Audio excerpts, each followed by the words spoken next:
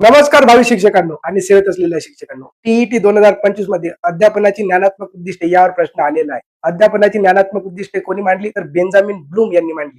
यालाच ब्लूमची टेक्स्टॉनॉमी म्हणून सुद्धा ओळखले जाते. बेंजामिन ब्लूम हेच मूल्यमापन तंत्राचे जनक सुद्धा आहे. बघा विद्यार्थी मित्रांनो, अध्ययन आणि अध्यापन होत असताना ते वेगवेगळ्या पायऱ्यामध्ये होत असते. त्यात बेंजामिन ब्लूम यांनी ज्ञानात्मक अध्ययन उद्दिष्टामध्ये जे काही पायऱ्या मांडलेल्या आहेत त्या ज्ञान, आकलन, उपायोजन, विश्लेषण, संश्लेषण आणि मूल्यमापन ह्या आहे. बघा, ज्ञान म्हणजे काय, एखादी गोष्ट जाणून घेणे.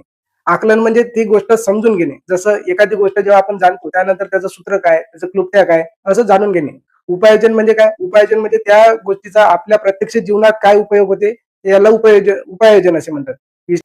विश्लेषण म्हणजे जटिल समस्येचे छोट्या छोट्या भागातील विभागणी करणे. आणि संश्लेषण संश्लेषण म्हणजे जेव्हा आपण विश्लेषण करतो त्यानंतर जे काही फलित निघते ते संश्लेषण, यामध्ये आपण सिंथेसिस करतो.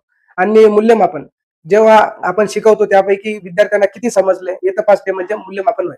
2025 मध्ये जे काही प्रश्न विचारलेले आहेत ते फीडमध्ये लावलेले आहे. अशाच महत्वपूर्ण शॉर्ट्स व्हिडिओसाठी कोहिनूर काळे या युट्यूब चॅनलला लाईक, शेअर आणि सबस्क्राईब करायला मात्र विसरू नका.